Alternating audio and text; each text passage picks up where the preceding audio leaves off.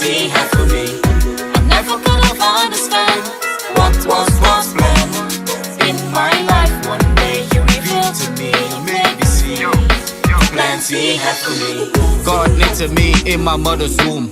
Cause he know the plans that he wanted me pursue. But I guess I had different objectives in life from the time Yo guys, and what's the vibe? It's your boy Kev here, back with another video, repping for the TKS fam, aka Harris family, your favorite family channel, guys. And before I continue, let me just do a quick explanation of why I am the only one in this video. Unfortunately, Tris is seen about Sarai.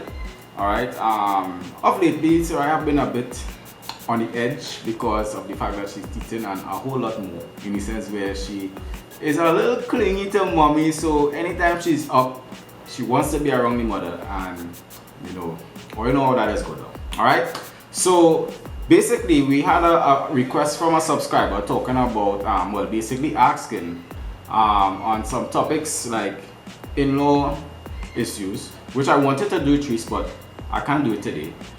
We have like biblical marriage truths, lack of boundaries, all these things. So I'm going to try to implement everything except the in-law part, because I really want to do that at some point, if we get a chance. All right, so today we're going to be discussing about the biblical truths of marriage. Now remember when I was doing the vlog and I went up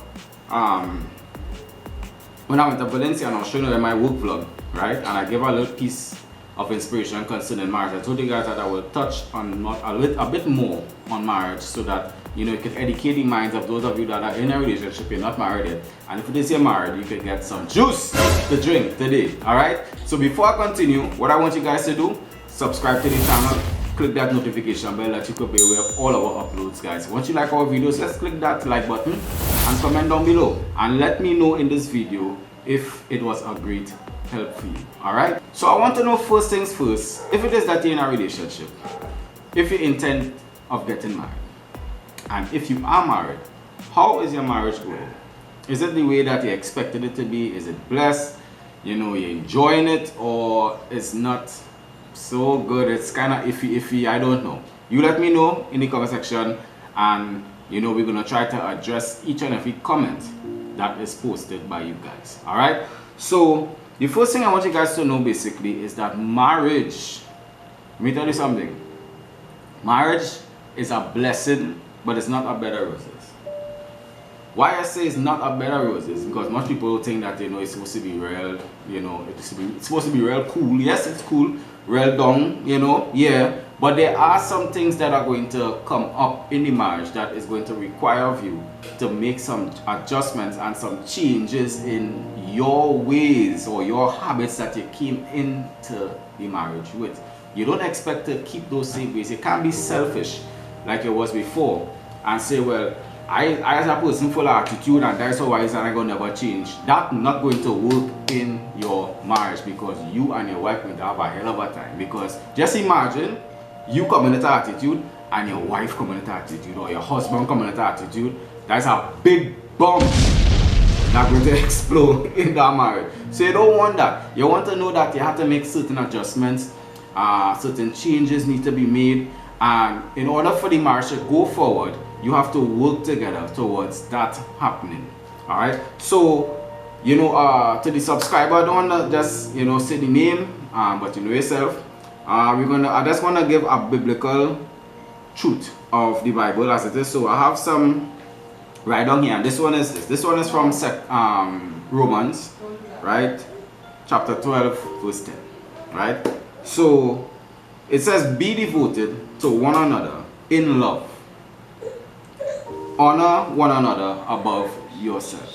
Well, you hear what it says, right? Be devoted to one another. So you have to commit yourself to the person that you with. If you don't see this or foresee this in the early stages of the relationship, and when you get engaged, you are going to step into marriage not promoting what is said here. I'll give you guys an example. When it is in the early, I was a Tris and I realized that I wanted to spend the rest of my life with her. I devoted myself in the sense where I said, you know what, I may not make her the most happiest in the world, but as happy as she can be. And I was settled and content with that, in the sense that I wanted to enter into a marriage with her and spend eternal life with her.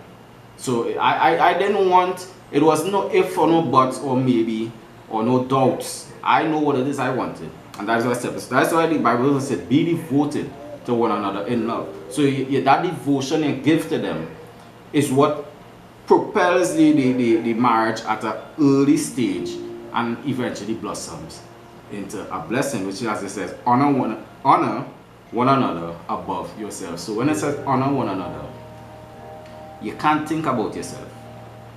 Now it's two of you. As the Bible says, when two get married, they become one. So always one, and you guys have to honor each other above yourself. So in this case, there are things I should say that, you know, I have to put her before my needs, basically. So if it is that she, you know, wants to do something, I have to humble myself at points and, you know, really say, okay, you know what, no problem, you're right, go ahead. You understand? I had to humble myself. No, this happens. So you have to, it have sometimes where, you know, you may want to say things or bring across your own opinion, but you have to humble yourself. You have to eat humble pie and, you know, say, okay, bat in your crease. If for some reason you're right for what it is you're told them not to do, and it actually happened, well then you're just saying, I told you so. And that's it. You don't rub it in no more like salt in a wound, right? So, in other words, when you say honor one another above yourself, you have to put your wife or your husband before anybody besides God. Besides God, Paulo. God takes first place, but your husband or your wife is second in place. You might say, but one to the trend. Yeah, before the trend, your husband and wife. So, think about it, alright? So, the next one that I want to share is, this one is from the book of Ecclesiastes, right? It's chapter 4, verse 9 to 12. I'll put the verses so you could go and research it and check on it. It says here, right? Two are better than one. Listen to this, because they have a good return for their labor. Meaning just how much you guys work in the marriage to keep that marriage functioning. Both, you know, because they are good and it return for their labor. That is basically what that part is about. So it continues to say, if either of them falls down, one can help the other up. Now this is important, because there are times and moments in your marriage that your wife or husband are going to be down. Not every time the person is going to be 100%. There are certain situations that are going to make your husband, let me say for work sake, something is going to happen in work and he's going to come home very down, very sad, and he's not going to be 100% as he always is. And that is sometimes where the wife steps in. Sometimes if the husband is not well, the wife steps in to do what it is. Now vice versa, because this is important, because wives have majority of the work in the house to do. Children, dishes, whatever the case is. And most of the times they may find the wife doing that chores or doing those chores. So let me say she gets sick or she falls sick and she cannot do it. As the husband, you cannot expect the wife to get up from her sick bed and go cook, clean and wash and see about the children in the way that she normally does, because maybe she is not going to be 100%, maybe she might be 65%, but with that 65% she needs to rest. So that now is where the husband takes over that role, or at least attempt to do it, and give her that benefit of the doubt, in the sense where she can relax and you do what it is without pressure in her. Now there are sometimes sickness is not even involved. Sometimes you're in the house and there are things to do, but you say to yourself, no, that is the wife, she has to do that. There is no she has to do that, you know, because in the house both has to work. Yeah, what it says, two are better than one, because they have a good return for their labor. So each person, man and woman, has to pull the leg.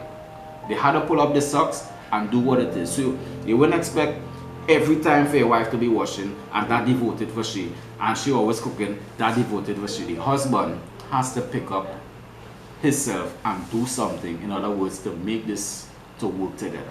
The continuation says, as either of them falls down and one can help the other up, that is where this comes in. You have to be the person. If it is that you are the husband and you need to pick up the wife, you help her up. If the wife has to pick up the husband, and so it should do. And it continues to say, but pity anyone who falls and has no one to help them up. You can imagine you're in a relationship and you're not supporting your wife, you're not supporting your husband, you're not giving them the attention that they need, you're not doing what it is necessary in order to see them happy, and you just have them there like outcasts, treating them bad, not communicating with them. You cannot do these things. You cannot do these things. If you want your marriage to be fruitful, I urge you guys, and I urge you and I tell you this, make sure that you have the love and the fear of God inside of you. If you're in a relationship and you want to get married, look for somebody that is God-fearing. Now, I said it in the last video where I spoke about the woman who was in church and she tried to do it wrong. But you have to know what you're getting yourself into. You can't just go for anybody because they're in church. No, you have to sit and analyze that person. If it takes you 1 month, 2 months, 3 months, 4 months, don't matter how long it takes, make sure you look. And even if you're with the person, set boundaries. You have boundaries to set. As a single person and now getting into a relationship, you have boundaries to set. You cannot just run into the relationship, give yourself at an early stage. When the person break your heart, then you wonder why this had to happen to you. It happened to you because you did not take your time and phase out, set your boundaries. When you're going out, try not to get too close, too clingy. You understand? Do what it is necessary to keep yourself in line for God. And I'm telling you this, guys, because this is important. Once you keep yourself, it's better off for you. It's better off for you. I'm telling you this because I made a mistake before time. Unfortunately, I learned about it when I gave my life to Christ. But I'm telling you guys, so if it is that in a relationship, set your boundaries. Alright? Now, to finalize, marriage is a sacrifice, it is hard work, it is plenty maintenance. And you have to do your best to make ends meet in your marriage at all costs. Yes, you're going to have downtimes. Yes, you're going to have miscommunication, misunderstandings. You're going to have few quarrels. But one of the things you need to practice, and this is what she's taught me, is to never go to sleep, angry, as it is. Even if you're a person you don't like to really show it in your own self, try to purge out the anger. Keep silent. Don't say nothing. Fix yourself. But when you're going to sleep, make sure that you ask God to forgive you and, to not allow you to make any decisions that could cause your marriage or relationship. Alright? So, guys, hopefully in the next Real Talk, because this is Real Talk Friday, I forget to mention it, but I'll do my best because you guys know how she has to see about Sarah. She has the day to see about every day. And then when she finishes, sometimes she's very tired. You guys know how dealing a trend. And then, of course, Sarai needs her attention. So please forgive us. Alright? So until then, guys, we are on our way to 400 subscribers. Don't forget that. And listen, I am seeing of late the subscribers coming in. And I appreciate you guys. We thank you guys for subscribing. And continue to support us because we need to reach that 400. Alright, guys? So until then, I say undivided and together forever. Calm.